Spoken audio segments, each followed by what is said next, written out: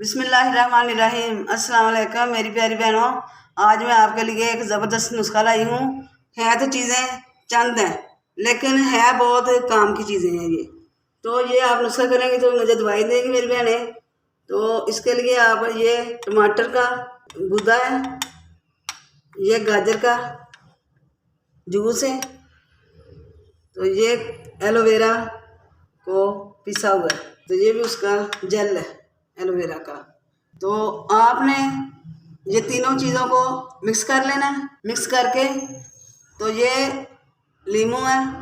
जब आप सारी चीज़ें मिक्स कर लें तो इसके भी चंद ड्रॉप्स आप अंदर डाल लें। तो ये मिक्स करके आपने रोज़ाना चेहरा अपना अच्छे से फेस वॉश से धोकर तो ये चीज़ें चेहरे पे लगा देनी है। तो तकरीबन आधे घंटे बाद आपने चेहरा धो लेना है। वाज़े आपको फ़र्क महसूस होगा ब्लैक हेड का।